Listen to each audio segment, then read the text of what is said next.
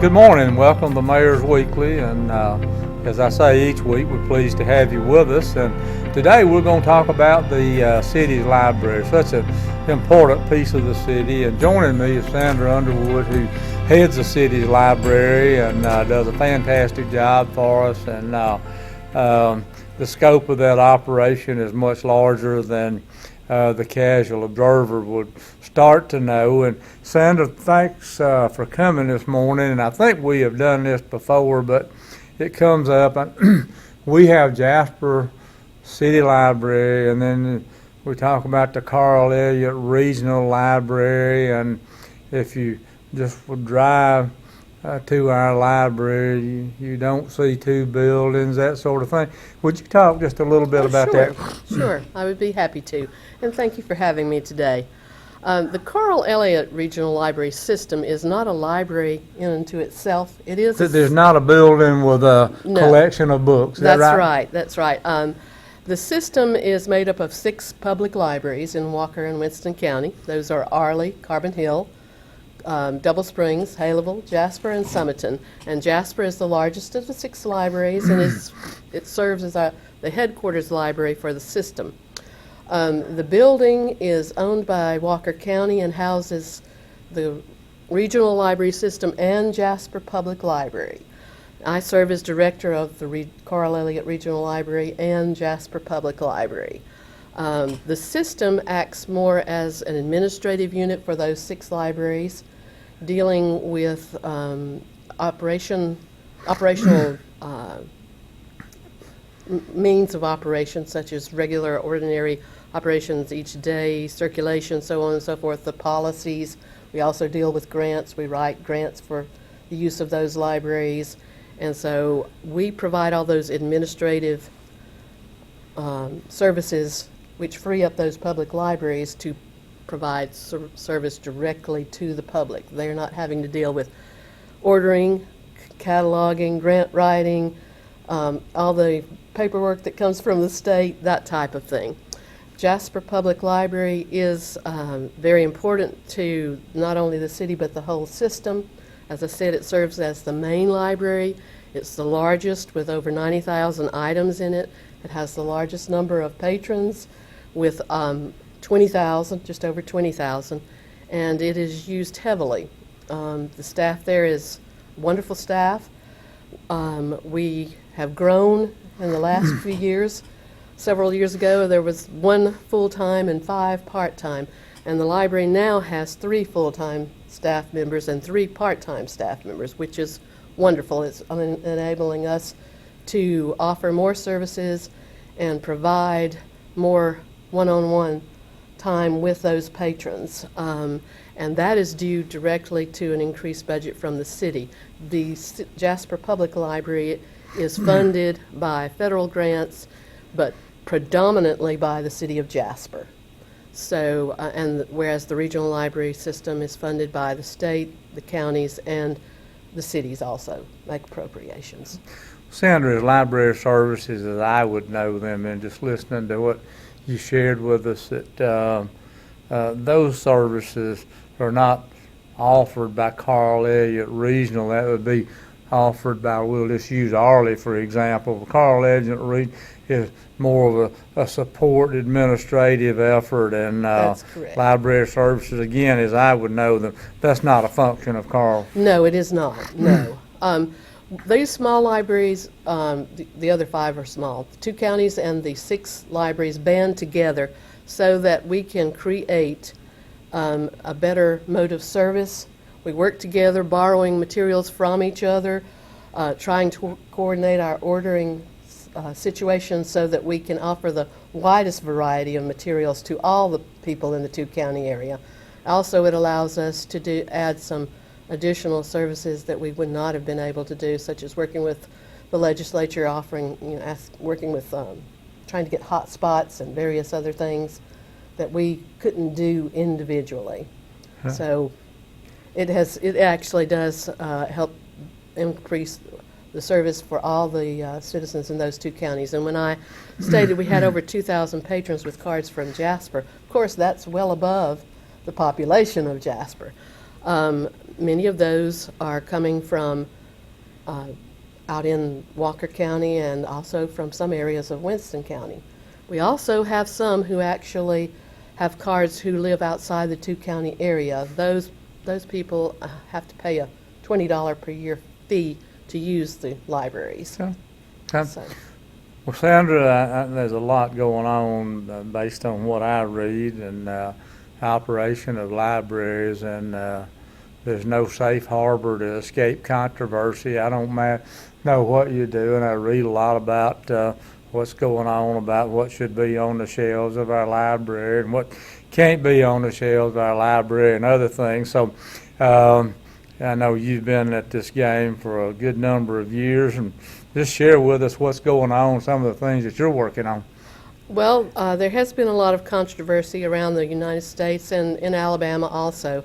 We have been very fortunate in the two-county system to not have any problems to this point. We've had no questions. Our patrons have been very happy, but other libraries have not been so lucky.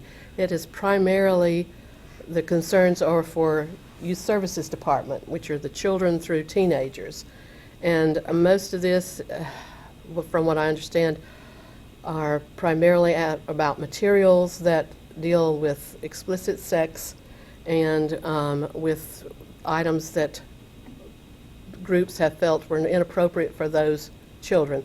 The library board that serves the regional system and the local library boards, such as Jasper Public, have worked with the staff to try to make sure that we serve the needs of each individual community.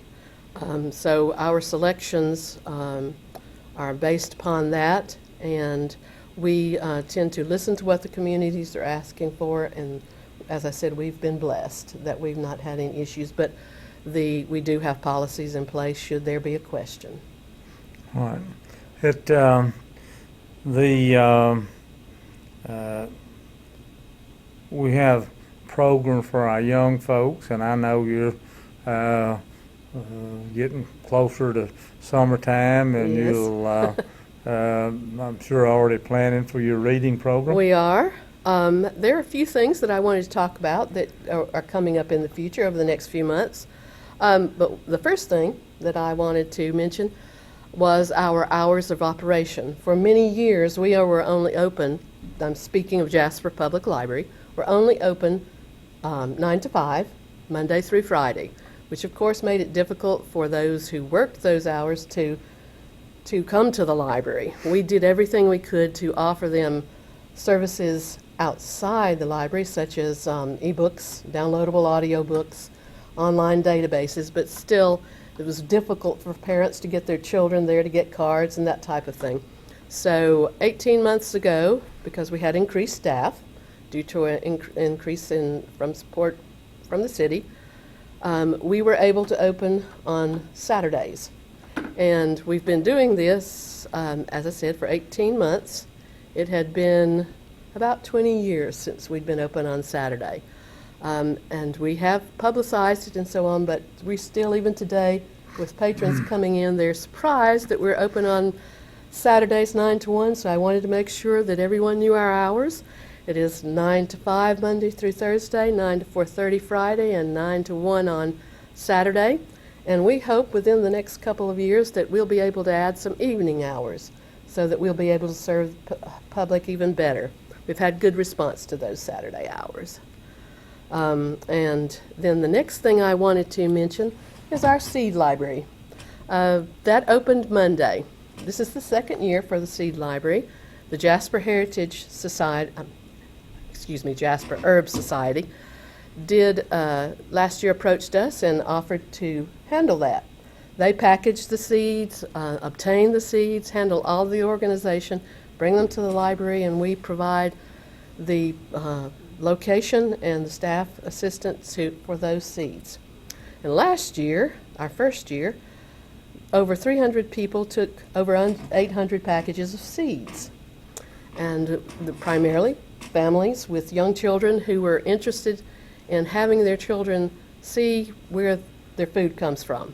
Go through the planting process, watch the plants grow, and then gather that. So we had a very good response last year. We just opened it Monday, and the Herb Society, and our contact is Ms. Nora Estel. She does a wonderful job. Brought the seeds, and we opened it Monday with 455 packages of seeds, herbs, flowers, and vegetables. In 4 days, over 400 packages have been taken. They're working very hard. We have almost none left today. They're working very hard to get some more to us, because last year we ran this program from March through May. So they will be very busy this year keeping this seed library going. And Miss Nora, I know, is contacting people for support, both monetary and donation of seeds, to continue this. So we hope that this will be very successful. There have been 100 people come in and get those seeds in the last 4 days. So that's already, in 4 days, 1/3 of what we had last year. Well, Sandra, sounds like you're going to go out of business about as quick as you went in business. Yes, sir. Yes, sir. I was very concerned about that. But they're working on it. We should have more next week, and they are going to keep up with that. Another thing that we wanted the public to know is National Library Week, which is in April. And this year, the solar eclipse happens during National Library Week. The library, all 6 of the libraries, under a grant application through the regional library system, got a grant from Star Lab, providing the solar glasses. As part of the grant, the libraries have to provide programs that day. And so from 1 to 3 that day, all 6 libraries will be providing programming for that solar eclipse on their library sites. As part of it, we're required, the last time this happened, we were able to donate glasses. But this time, as part of the grant, we're required to retain those for programming. So we're encouraging people to come by the library on that date. And also that week, we will have a book club meeting on Tuesday, and then a program on Thursday for the children after school. Heather L. Montgomery, who used to work in Walker County, is an author. She has written 12 or 13 books. She's an animal lover. And she's going to come and do a program for the children on Thursday afternoon at 3:30. And we welcome her back and hope that the families will take advantage of that. And then we have our story lab on Friday. You and I had spoken about the Heritage Room. We recently were able to have a full-time position in there because that is a very important department in the library. It provides information on local history, genealogy, and it had not been fully staffed, so therefore we couldn't open it all the time. Now we have a very qualified young woman to handle that, Jennifer Coron, and her position there is a full-time position that its purpose is to collect, organize, preserve, and provide research assistance to those who are working with or have interest in local history. And she's had several requests, both locally and from out of state. She's also done a couple of exhibits concerning the bicentennial and will continue to do that the rest of this year. But that department offers a great deal, and we have, last week, we went to Mr. Elliott's home, and Miss Lenora Cannon allowed us to select some books of Mr. Elliott's and also some other materials, and we're working on that to preserve those. So that's the type of thing that department will do, but it's becoming more well known because she has done such a wonderful job, and we are seeing an increased usage of that research material. When Sandra, the way that became a reality, I know it was a vision of yours to have that as a piece of our overall library operation, but you guys asked somebody to run the show, and the city funded that, did they not? That is right. You and I talked about that, and I expressed my concern and the need, and you and the council were very supportive, and we are very appreciative because this, as I said, it had languished and we knew there was a need. So we're very appreciative that the city saw the need for it and funded that position. And we have a very capable young woman to handle that now. Right. Sandra, let's touch on technology a little bit. We all take for granted today that everybody has a computer in their home, has access to the internet, and we know that's not the case. And I can remember several years back, and you remember it more vividly than anybody, I think the best way you could describe that piece of our library operation would be antiquated and dead. It was until you you assisted the library with that. It But was very today, old. tell us where we're at. I think We do operate a computer lab, which is still heavily used, and those have presently those machines are less than 2 years old, so we have kept them up to date. We have recently implemented a program whereby each Thursday afternoon from 2 to 4:30, that staff member offers 30-minute one-on-one learning for those who need assistance with computers, phones, iPads, all types of things, because we realized there were various classes around in the area, but we had so many asking for one-on-one assistance that we decided to offer this new program. This has been going for a couple of months, and every week the 5 slots are full. So we want that has allowed us to do so much more with the public, and yet it does not decrease the usage by the public of that computer lab with the one-on-one assistance. So we also have hotspots which are available for those who have a library card in good standing, and those are checked out for 1 week at a time. But the computer lab, yes, is still used heavily.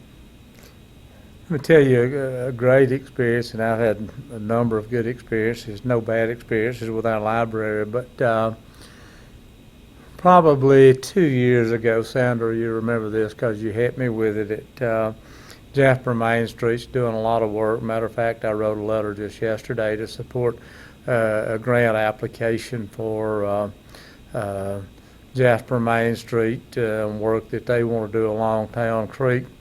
And as a part of that effort, many years back, I read a book entitled Dixie North. Dixie North is a fictional character in the book. Is a depiction of a young man that orphaned growing up on the banks of Town Creek from right here in Jasper, probably up to Highway 78. And I could remember quotes and things from that book, but I could not find my copy of the book. I still don't know what happened, but I reached out to Sandra, and in the morning and by lunchtime, Sandra had the book Dixie North delivered to me here, and I was able to gather the information that I needed to assist with this particular piece of grant work I was doing. So the value of the library is really beyond the grasp of most folks, and I don't say that critical, but we're so fortunate here in Jasper to have a quality library, well-funded, competent people running the operation, and I would encourage you to take advantage of the library. Go there and see what we have. I think you'll be favorably impressed. Sandra, I thank you for joining me this morning, and I can assure you, Sandra, and the folks that work with her are on standby to help you.